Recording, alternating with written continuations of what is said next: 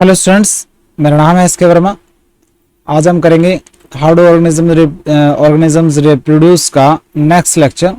Last वाले lecture के अंदर हमने पढ़ा था male reproductive and female reproductive system के बारे में। अगर आपको पार्ट्स नहीं आए तो आप फंक्शन वगैरह प्रोसेसेस जो होंगे ना आगे वो समझ नहीं पाएंगे। तो सबसे पहले पार्ट्स वगैरह आपको पता होना चाहिए कि मेल रिप्रोडक्टिव सिस्टम का कौन सा पार्ट है एंड फीमेल रिप्रोडक्टिव सिस्टम का कौन सा पार्ट है। ठीक है, अब हम पढ़ेंगे आगे प्लेसेंटा के बारे में। देखिए प्लेसेंटा क्या होता है, पहले मैं समझा देता हूं। प्लेसेंटा देखिए, जब स्पर्म और एग का यहाँ पे फ्यूजन होएगा फैलोपियन ट्यूब में, यहाँ पे हो सकता है या यहाँ पे भी हो सकता है, क्योंकि एक महीना यहाँ से एग रिलीज होगा, एक महीना यहाँ से एग रिलीज होगा। स्पर्म और एग का फ्यूजन होगा, जाइगोट बन गया। जाइगोट एक सेल का होता है, उससे क्या हो जाएगा, एक से दो, दो से चार, चार से आठ, ऐसे बहुत सारी सेल का एक ग्रुप बनेगा, उसको बोलेंगे एम्ब्रियो। एम्ब्रियो यहाँ पे नीचे आ जाएगा, ठीक है, यूट्रस के अंदर वाली दीवार से जो अटैच हो जाएगा। और क्या बनेगा, जो यूट्रस की जो अंदर वाली जो वॉल है ना, उसमें एक टिश्यू बन जाएगा। ये टिश्यू बन गया और ये बेबी अटैच है। ठीक है, इस टिश्यू को क्या बोलेंगे हम, प्लेसेंटा बोलेंगे, प्लेसेंटा। ठीक है, मदर की जो अंदर वाली जो यूट्रस की जो अंदर वाली जो दीवार है ना, उसमें एक टिश्यू बनेगा जहां से बेबी अटैच होएगा। तो इस टिश्यू को क्या बोलेंगे हम, प्लेसेंटा बोलेंगे। प्लेसेंटा क्या करता है, जो बेबी है उसको फूड वगैरह देता है, ऑक्सीजन वगैरह देता है, और बेबी की जो बॉडी है उससे कार्बन डाइऑक्साइड निकाल लेगा। ठीक है, और जो वेस्ट मटेरियल जो है वो निकाल के मदर को दे देगा। ये काम होता है प्लेसेंटा का। तो देखिए पढ़ते हैं प्लेसेंटा क्या होता है, इंपॉर्टेंट क्वेश्चन है। प्लेसेंटा की definition, it is the tissue, मतलब वो सेल का ग्रुप है, ये टिश्यू है, formed in the wall of the uterus, ये जो यूट्रस के अंदर वाली दीवार में बनता है, which helps in the exchange of the food, जो कि फूड के एक्सचेंज में एंड वेस्ट मटेरियल के एक्सचेंज में हेल्प करता है। ठीक है, मतलब फूड देगा बेबी को, वेस्ट मटेरियल लेगा बेबी से। ठीक है, मदर के बीच में और बेबी के बीच में फूड एंड वेस्ट मटेरियल का एक्सचेंज करेगा। मदर की बॉडी से फूड बेबी को दे देगा, बेबी की बॉडी से वेस्ट मटेरियल मदर को दे देगा, मदर की बॉडी से ऑक्सीजन बेबी को देगा, और बेबी की बॉडी से कार्बन डाइऑक्साइड मदर को दे देगा। ये काम किसका है, प्लेसेंटा का काम है। तो ये प्लेसेंटा की सिंपल डेफिनेशन आपने लर्न कर लेनी है। उसके बाद है when fertilization does not take place, जब फर्टिलाइजेशन मतलब स्पर्म और एग का फ्यूजन नहीं होगा तब क्या होगा, यूट्रस के अंदर वाली वॉल का। ठीक है, देखिए जब फर्टिलाइजेशन होता है तो जो अंदर वाली जो दीवार है यूट्रस की, इनर वॉल जो है यूट्रस की, वो ग्रो करेगी। ठीक है, उसकी डेवलपमेंट होगी, क्योंकि बेबी उससे अटैच होता है यूट्रस के अंदर वाली वॉल से। ठीक है, लेकिन जब फर्टिलाइजेशन नहीं होता है, when fusion does not take place, जो अंदर वाली वॉल है उसका कोई काम ही नहीं रह जाएगा, वो ब्लड के फॉर्म में सर्विक्स और वेजाइना के थ्रू बाहर आ जाएगी, और प्रोसेस को हम मेंस्ट्रुएशन बोल देते हैं। लेकिन जब फ्यूजन नहीं होता है तो जो अंदर वाली दीवार है यूट्रस की, वो कट जाती है और पासेज आउट, बाहर निकल जाती है ब्लड के फॉर्म में सर्विक्स एंड वेजाइना के थ्रू, और प्रोसेस को बोलेंगे मेंस्ट्रुएशन। ठीक है, और नॉर्मली ये क्या चलता है, 2 से लेके 8 दिन तक चलता है, वैसे नॉर्मली 4 या 5 दिन के लिए ही चलता है। ठीक है, बाकी लिख देते हैं, कई लेडीज में कम भी हो सकता है या ज्यादा भी हो सकता है, कई जगह ना 2 से 7 दिन भी लिख सकता है, 8 दिन ऐसे लिख रखा है, बाकी 7-8 दिन चलता नहीं है, नॉर्मली 4 या 5 दिन के लिए चलता है। ठीक है, तो ये फर्टिलाइजेशन जब नहीं होता है तो ये प्रोसेस होती है। अब हम पढ़ेंगे रिप्रोडक्टिव हेल्थ क्या होती है। रिप्रोडक्टिव हेल्थ, देखिए रिप्रोडक्टिव हेल्थ किसी भी ऑर्गेनिज्म का, किसी भी एनिमल का, ठीक है, ह्यूमन का, किसी भी ऑर्गेनिज्म का फिजिकली, मेंटली, ठीक है, सोशली और बिहेवियर से ठीक होना, और हैबिचुअल आदतों से भी ठीक होना, ताकि वो एक सक्सेसफुल रिप्रोडक्शन की लाइफ, मतलब सक्सेसफुल लाइफ जी सके। रिप्रोडक्टिव हेल्थ क्या है, state of physical, mental, social and behavioural well being of a person, किसी भी पर्सन का, किसी भी इंसान का, फिजिकली मैंने बॉडी से, मेंटली मैंने माइंड से, सोशली मैंने सामाजिक रूप से, बिहेवियरल मैंने उसके व्यवहार से, हैबिचुअल भी लिख सकते हो आदतों से। ठीक है, उसकी आदत सेक्सुअल हैबिट करने की, सेक्स करने की जो हैबिट है ना, वो भी नॉर्मल होनी चाहिए। किसी भी इंसान का physically, mentally, socially and behaviour से ठीक होने की स्टेट को क्या बोलेंगे हम, ताकि वो क्या कर सके, एक सेफ, एक सुरक्षित और कामयाब रिप्रोडक्शन की लाइफ, मतलब सेक्सुअल लाइफ जी सके, उसको क्या बोलेंगे, रिप्रोडक्टिव हेल्थ। ठीक है, किसी भी इंसान का physically, mentally, socially and behaviourally well being मैंने ठीक रहना, ताकि वो एक सक्सेसफुल रिप्रोडक्शन की लाइफ या सेक्सुअल लाइफ जिसकी, उसको बोलेंगे रिप्रोडक्टिव हेल्थ। मतलब हर एक लेवल पे ठीक होना चाहिए इंसान, ये नहीं है कि बॉडी से ही ठीक हो और सेक्सुअली ठीक हो, सोशली भी, और सेक्स करने की जो हैबिट है वो भी नॉर्मल होनी चाहिए, हर एक तरीके से ठीक होना चाहिए। अब उसके बाद आता है सेक्सुअली ट्रांसमिटेड डिजीज क्या होते हैं, वो बीमारियां, वो डिजीजेस जो एक पर्सन से दूसरे पर्सन में सेक्सुअल कांटेक्ट करने से फैलती हैं, सेक्स करने से फैलती हैं, वो बीमारियां which spread from the one person, जो एक इंसान से दूसरे इंसान में सेक्सुअल कांटेक्ट करने से फैलती हैं, उनको क्या बोलेंगे हम, sexually transmitted diseases. Example AIDS, AIDS पता है ना आप, एड्स के अंदर हमारी बॉडी के अंदर जो है एंटीबॉडीज बननी जो है वो बंद हो जाती है या बहुत कम बनेगी। ठीक है, एंटीबॉडीज, और उसकी वजह से हमारा इम्यून सिस्टम वीक हो जाता है, बीमारी जल्दी लग जाती है, तो एड्स बीमारी। गोनोरिया, गोनोरिया के अंदर क्या होता है, जो पेनिस होता है ना,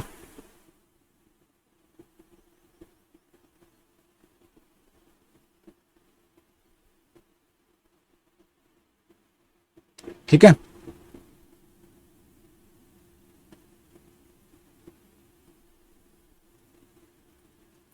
ये पेनिस है,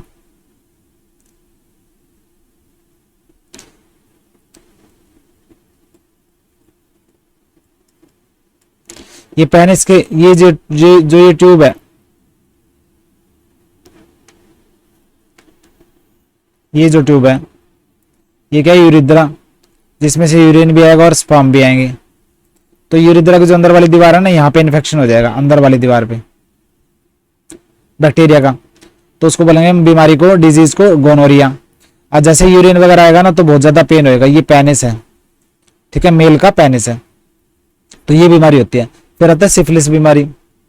सिफिलिस बीमारी के अंदर क्या होगा, जो सेक्स ऑर्गन के अराउंड जो है पिंपल्स वगैरह होंगे रेड कलर के, वो बाद में जो और जो ये लगा लो कि फोलों में, ठीक है, फोड़ों में चेंज हो जाएंगी और कंडीशन जो है वो थोड़ी सीरियस हो जाती है।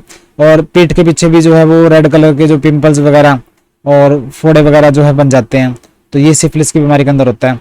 अगर टाइम पे अगर नहीं संभाला, बाद में जो है वो डिजीज सीरियस भी हो सकती है। तो ये सेक्स से फैलने वाली बीमारियां, एड्स, गोनोरिया, सिफिलिस। अब सेक्स से फैलने वाली बीमारियों को हम रोकेंगे कैसे? Methods to prevent sexually transmitted diseases. Sex से फैलने वाली बीमारियां के देखिए, अनजान इंसान के साथ, अनजान व्यक्ति के साथ सेक्स नहीं करना चाहिए। Sex with unknown person should be avoided. अनजान जो पर्सन है उसके साथ सेक्स जो अवॉइड मैंने टालना चाहिए। सेकेंड है, one should not have the many sex partner. एक इंसान को एक से ज्यादा सेक्स पार्टनर नहीं रखने चाहिए। ठीक है, एक ही इंसान के साथ सेक्स करना चाहिए। ये नहीं कि उसके साथ कर लिया, इसके साथ कर लिया सेक्सुअल कॉन्टैक्ट, तो वो नहीं करना चाहिए। अगर कर रहा है तो कॉन्डम वगैरह का यूज करना चाहिए। ठीक है। थर्ड है, condom should be used during sexual intercourse with unknown person. अगर अननोन पर्सन के साथ, अनजान पर्सन के साथ अगर सेक्सुअल कॉन्टैक्ट किया जा रहा है तो कॉन्डम का यूज करना चाहिए, ताकि दोनों जनों के, मेल एंड फीमेल के सेक्सुअल जो ऑर्गन है ना आपस में कांटेक्ट में ना आए, डायरेक्ट कांटेक्ट में ना आए, एक दूसरे का ब्लड के कांटेक्ट के चांस घट जाए। ठीक है। In case of the doubt, अगर डाउट है तो पर्सन को इमीडिएटली किसी स्पेशलिस्ट डॉक्टर से कंसल्ट करना चाहिए। उस कोई विशेषज्ञ जो डॉक्टर है उससे कंसल्ट करना चाहिए और कंप्लीट ट्रीटमेंट कराना चाहिए। डिटेक्शन ऑफ डिजीज के बाद, मतलब बीमारी का पता लगने के बाद फुल ट्रीटमेंट कराना चाहिए। देखिए, सेक्सुअली ट्रांसमिटेड डिजीजेज रोकने का यही उपाय है कि अनजान व्यक्ति के साथ, अनजान इंसान के साथ सेक्सुअल कॉन्टैक्ट ना करो। अगर करो तो कॉन्डम का यूज करो। ठीक है। और एक इंसान को एक से ज्यादा सेक्स पार्टनर नहीं रखने चाहिए। ठीक है। और ब्लड ट्रांसफ्यूजन भी नहीं करना चाहिए। मतलब जो किसी इंसान को अगर सेक्सुअली ट्रांसमिटेड बीमारी है ना, ऐसे बीमारियां हैं एड्स वगैरह, तो उसका जो खून है हमारी बॉडी के अंदर नहीं चढ़ाना चाहिए, वरना हमें भी वो डिजीज हो जाएगी, सेक्स से फैलने वाली एड्स वगैरह। तो ये सेक्सुअली ट्रांसमिटेड डिजीज को रोकने के तरीके।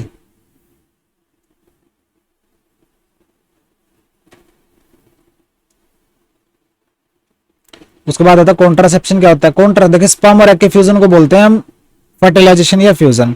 स्पर्म और एग के फ्यूजन को रोकना उसको बोले हम कॉन्ट्रासेप्शन। ठीक है। Prevention of the fusion between the sperm and egg, sperm और एग के फ्यूजन को प्रिवेंट मैंने रोकना, उसको बोलेंगे हम कॉन्ट्रासेप्शन। जो हम कब करते हैं, जब हमें प्रेगनेंसी नहीं करवानी होती है, जब हम चाहते हैं कि बेबी ना हो, ठीक है। वो डिवाइसेस, वो चीजें जैसे कि कॉन्डम है, कॉपर्टी है, ओरल पिल मैंने मुंह से लेने वाली, ठीक है, मुंह से लेने वाली जो गोलियां हैं, तो वो क्या करती हैं, जो क्या करती हैं, स्पर्म और एग के फ्यूजन को रोकती हैं, उनको बोलेंगे हम कॉन्ट्रासेप्टिव डिवाइसेस। मतलब कोई भी चीज अगर आप यूज कर रहे हो और वो स्पर्म और एग के फ्यूजन को रोक रही हैं, मतलब कोई टैबलेट यूज कर रहे हो या कॉन्डम वगैरह यूज कर रहे हो, कोई भी ऐसी चीज यूज कर रहे हो, ठीक है, उस डिवाइस को हम क्या बोलेंगे, हम कॉन्ट्रासेप्टिव डिवाइस बोलेंगे। मतलब वो डिवाइसेस जो कॉन्ट्रासेप्शन में हेल्प करती हैं। तो स्पर्म और एग के फ्यूजन को रोकना, उसको बोलेंगे हम कॉन्ट्रासेप्शन। देखिए अब हम पढ़ेंगे कॉपर्टी क्या होता है। कॉपर्टी, ये देखिए ये यूट्रस है, ये फेलोपियन ट्यूब है, ये ओवरी है दो, और ये सर्विक्स है, ये वजाइना है, ठीक है। यूट्रस के अंदर एक टी के फॉर्म में एक टी शेप की एक प्लास्टिक की ट्यूब होती है, टी शेप की, ठीक है, और उस पे कॉपर चढ़ा होगा, ऐसे कॉपर की वायर चढ़ी होगी, इसलिए उसको बोलते हैं कॉपर टी। और ये टी शेप की जो ट्यूब है, ये यूट्रस के अंदर फिट कर दी जाती है, नीचे धागा लटका होता है इसका, ठीक है। डॉक्टर इसको डालते हैं वजाना से होके, और बाद में निकाल भी सकते हैं धागा खींच के, स्ट्रिंग में ना ये धागा, ठीक है। तो ये देखिए एक रास्ता तो ये ब्लॉक कर दिया इसने, एक रास्ता ये ब्लॉक कर दिया, एक रास्ता ये ब्लॉक कर दिया, तो स्पर्म की एंट्री बंद होगी हर तरीके से। एक तो ये, और दूसरा ये है कि ये इसके अंदर कॉपर होता है, कॉपर क्या है, कॉपर आयन रिलीज करेगा, और कॉपर आयन क्या करते हैं, जब स्पर्म अगर एंटर कर भी गए, उस स्पर्म की जो मूवमेंट को कम कर देंगे, और स्पर्म को जो है वो इनएक्टिव कर देंगे किस्म से, तो स्पर्म जो है एग तक जा नहीं सकेंगे, ठीक है। तो ये कॉपर्टी होता है। तो कॉन्ट्रासेप्शन की डिवाइस है, टी शेप्ड डिवाइस है, जो कि फीमेल के यूट्रस में बच्चादानी में रखी जाती है। इट प्रिवेंट द स्पर्म, ये स्पर्म को एग तक पहुंचने तक, स्पर्म को एग तक पहुंचने से रोकती है। इन दिस वे, इस तरीके से ये क्या करती है, कॉन्ट्रासेप्शन में हेल्प करती है, ठीक है। और ये साइड इफेक्ट भी प्रोड्यूस करते हैं, जरूरी नहीं कि हर एक लेडी को ये सूट करे, किसी को सूट कर भी जाती है, किसी को ना भी सूट करे। हो सकता है कि किसी लेडी के अंदर डालें और उसको अंदर जो ब्लीडिंग जो रुके ही ना, तो निकालनी भी पड़ जाती है। तो किसी के अंदर सूट करती है, किसी के अंदर सूट नहीं करती। और ये भी 100% चांस नहीं है कि इसको फिट करने के बाद स्पर्म और एग का फ्यूजन नहीं होगा। हो सकता है कोई ना कोई 1% चांस ऐसा बैठ जाए कि स्पर्म एग से फ्यूज कर जाए, ठीक है। लास्ट जो मेथड है ना, सबसे बड़ी जो श्योरिटी वाला मेथड है, वो तो नसबंदी ही है, स्टेरिलाइजेशन ही है, ठीक है, जिसके अंदर फेलोपियन ट्यूब को काट के बांध देते हैं। और फिर इसी तरह मेल के अंदर जो है वासा डिफेंस वाली ट्यूब है, उसको काट के बांध देते हैं।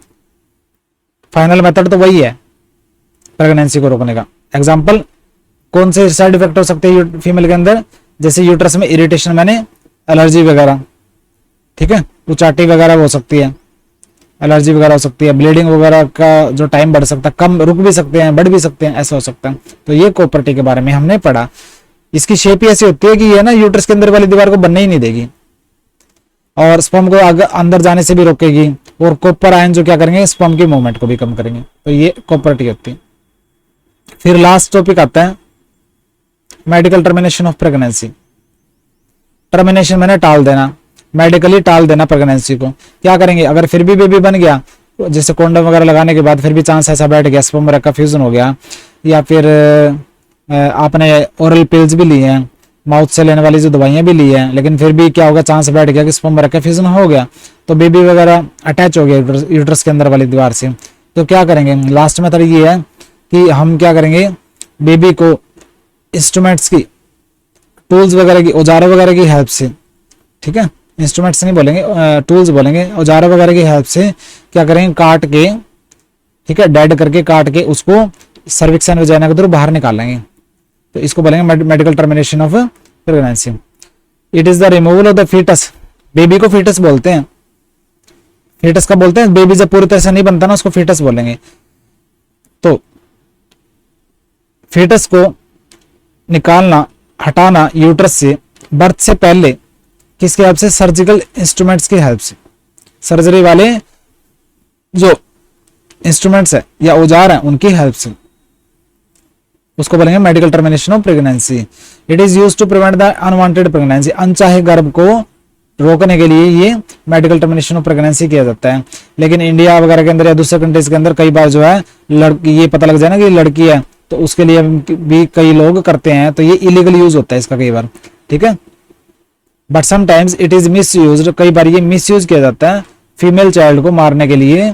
बर्थ से पहले ये पता लगा कि लड़की हो रही है और हमें तो लड़का चाहिए, तो बर्थ से पहले ही क्या करेंगे, उसको डेड करके और एमटीपी करवा देते हैं, जो कि गलत है, ठीक है, एक क्राइम है, तो ये नहीं करना चाहिए। तो ये मेडिकल टर्मिनेशन ऑफ प्रेगनेंसी है। देखिए सारा चैप्टर मैंने आपको करवा दिया, यहाँ पे आपका लेसन यहाँ पे कंप्लीट हो गया। बुक के अंदर अगर आप देखेंगे तो बुक के अंदर चीजें यही दे रखी है जो मैंने आपको पढ़ाई है, लेकिन तरीका अलग दे रखा है। इसके अंदर आप कंफ्यूज हो जाएंगे, आप पढ़ नहीं पाएंगे, इंटरेस्ट नहीं बनेगा, क्योंकि हेडिंग नहीं बना रखी, ठीक है। चीजें वही दे रखी है लेकिन हेडिंग नहीं बना रखी। तो मेरे वाला मेथड बनाना अब हम करेंगे नेक्स्ट लेक्चर के अंदर। इसके जो बुक वाले जो क्वेश्चंस करेंगे, फिर इसके एक्सरसाइज वाले क्वेश्चंस करेंगे। आराम से करना और अच्छे से लर्न कर लेना, लर्न करना बहुत जरूरी है। और मेरे जो नोट्स दे रखे हैं डिस्क्रिप्शन के अंदर, उसको डाउनलोड कर लेना, याद कर लेना, ठीक है। बाय।